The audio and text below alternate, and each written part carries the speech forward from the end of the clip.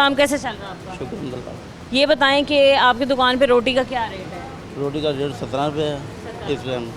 आटा जो आ रहा है वो 15 के जी वाला आ रहा है, 20 किलो का थैला नहीं? नहीं मिल रहा। अच्छा, और अगर शाज़ो नादर मिल भी जाए 20 किलो का तो उसकी कीमत क्या मिल रही है? 2300 रुपया, 2300 रुपया कीमत मिलती है। उसमें रोटी के पैसे नहीं पूरे होते।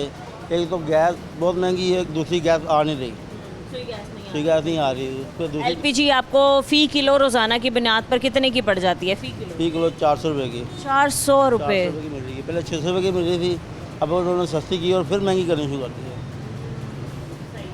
एलपीजी ये भाई साहब बता रहे हैं इनको रोज़ाना फ़ी किलो के लिहाज से अगर बात करें तो 600 की पड़ी है।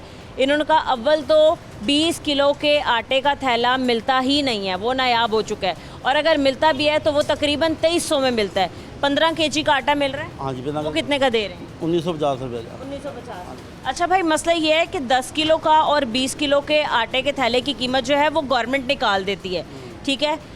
अब 15 किलो का जो आटे का थैला है वो रेगुलेट नहीं करता, उसकी कीमतें कंट्रोल नहीं हो सकती क्योंकि वो गवर्नमेंट देखती ही नहीं है। फिर ये है कि 15 किलो के आटे के थैले की कीमत जिसकी जो मर्जी होती है वो उस मुताबिक। ऐसे ही भेज रहा है। कारोबार पे कितना असर पड़ा इन तमाम कारोबार पे पैसे नहीं पूरे होते, कारोबार पैसे पूरे होते हर महीने वो हमारे कर्जे चढ़ते मिलों के पैसे देने होते, पूरे नहीं होते। तो जब आपकी दुकान पे आपने कहा कि मैं 17 रुपये की रोटी दे रहा हूँ, कोई ख़रीदने आता है रोटी जिसको ये पता हो कि भाई 14 रुपये की रोटी है, बहस होती है, क्या कहते हैं?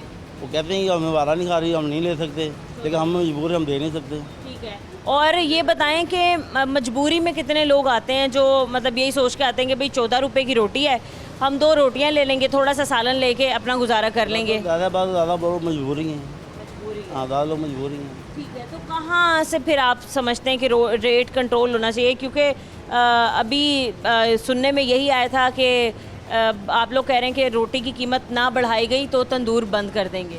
रोटी बंद करनी पड़ेगी, सारी बात है, लगाएंगे नहीं। इससे तो और नुकसान होगा। अब तो नुकसान होगा, वैसे भी नुकसान हो रहा है।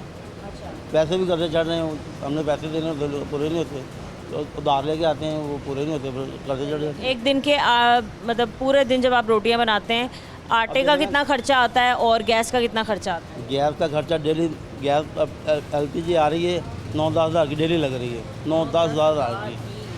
और आटा भी कुछ 10-15 हज़ार का लगता है, और सेल होती नहीं है, तो वो पैसे ही पूरे नहीं होते। हुकूमत से आप क्या मुतालबा करते हैं? हम तो ये कहना चाहते हैं कि रोटी 25 रुपये की होनी चाहिए।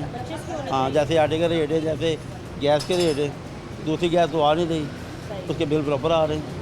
ठीक है जी नाज़रीन, 17 रुपये की रोटी मिल रही है। अब भी जो तंदूर मालिकान हैं या फिर काम करने वाले हैं रोटी का, वो यही कहते हैं कि रोटी जो है उसकी कीमत 25 रुपये होनी चाहिए क्योंकि हमारे बारे में नहीं है।